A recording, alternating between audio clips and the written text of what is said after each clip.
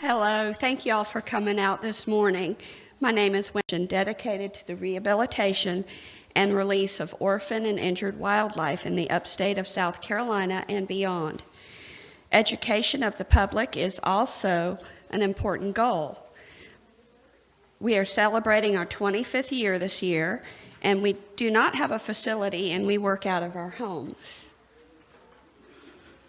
Our patients include mammals and birds that are native to South Carolina. We hold all necessary permits to rehabilitate and exhibit our ambassador animals. We care for approximately 2,200 animals a year. Our rehabbers are paid members of WRG, meaning that they pay a fee every year to belong to our organization. And WRG provides infant formula and life-saving medications for our patients. We provide classes for basic rehab and species-specific classes to all of our rehabbers. All members are required to at least attend our basic rehab class. In order to rehab, you must attend the class of the animal you wish to care for. We also believe in mentoring and networking with other rehabbers for the benefit of the animals. We give educational programs at schools, libraries, and summer camps to continue our mission and raise funds for our organization. You might see us at local events in our booth or with some of our animals ambassadors. If you're interested in an educational program for your group, email us at info@wildlife-rehab.com, which is also on our flyer, and I have some here, and we'll have some at our booth as well. This is a picture of Widget after he came into care when he was hit by a car. He's a screech owl and is blind in one eye. Because he can't see well enough to hunt, he's not releasable. As wildlife rehabbers, we have tough decisions to make with the fate of some of our patients. Many have to be humanely euthanized if they cannot be released to the wild. Sometimes we get a non-releasable animal that would do well in captivity. He would need to be able to feed himself, go to the bathroom on his own, and keep out of his waste and not be in a stressed state. Of course, there are other things to consider, but you get the idea. Widget does lots of programs and events all year long. He's even been on TV. He's at home taking a break today. Our greatest accomplishments are releasing animals that would back to the wild where they belong.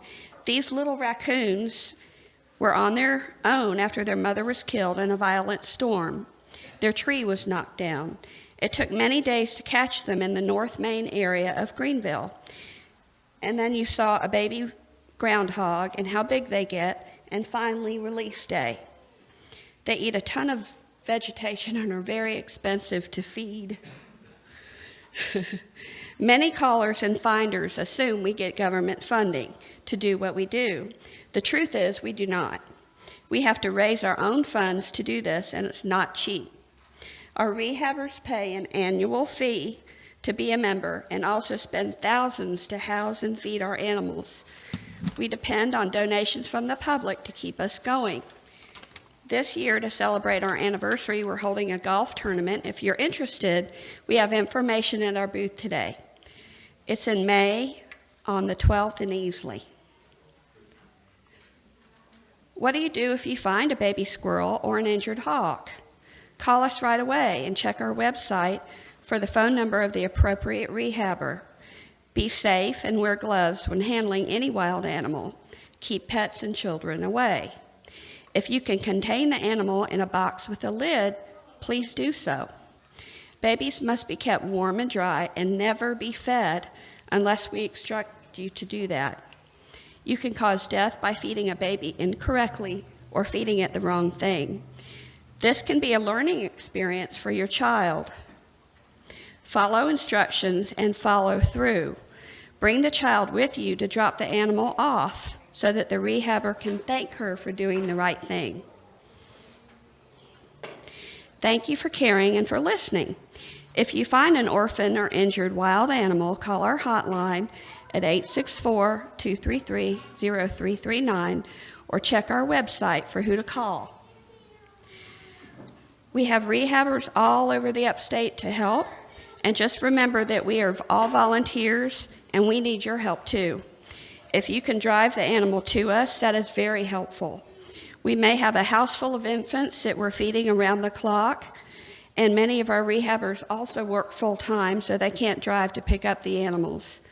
Once you drop off the animal, your job is done, and ours has just begun. So I brought some animals, and I was going to show you those and take any questions that you might have. So I'm going to get started.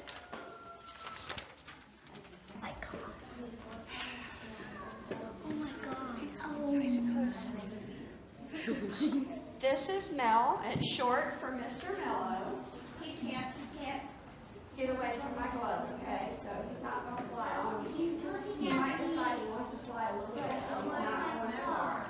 Just to let you know. Mel is a barred owl, and he came from Florida. He was hit by a car when he was less than a year old, so he is blind in one eye. He had a wing injury and a little bit of head trauma, and he is the calmest, nicest owl. He's perfect for education, and he's looking around and wanting to know who's small enough to eat. Just kidding. He eats mice. He eats mice. So, barred owls are one of the 4 types of owls that live in our area. We have the screech owl, which widget on the screen is a screech owl. And then we have barred owls. We have the barred owl, which is kind of whitish. And then we also have the great horned owl, and they're big and have ear tufts like Widget does. Well, that was on the screen, little ear tufts. The barn owl and the barred owl don't have the ear tufts. Now, Mel has dark eyes. Well, one's cloudy, but they're dark eyes. And the dark-eyed owls can see in complete darkness. And the owls, like the screech owl and the great horn, have yellow eyes, and they can't see in complete darkness.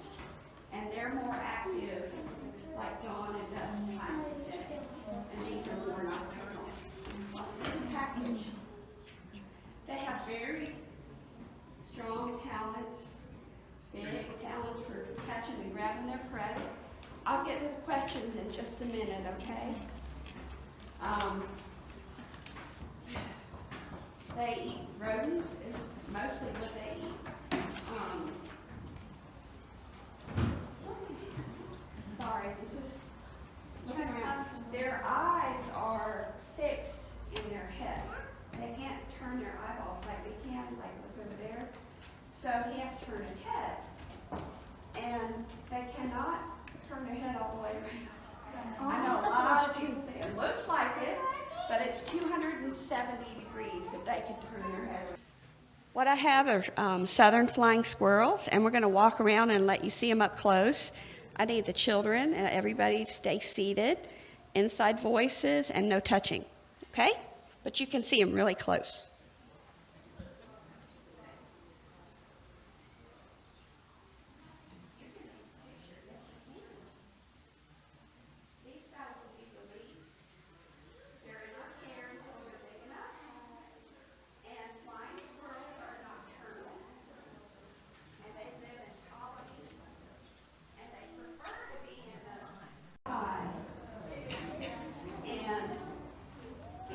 They stay with their mom and the rest of their family for at least 6 months.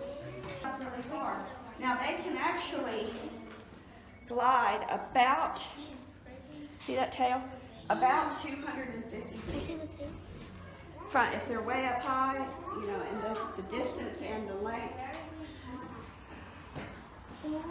They're amazing. They're so cute. They are cute. Got some cute eyes. They're so adorable.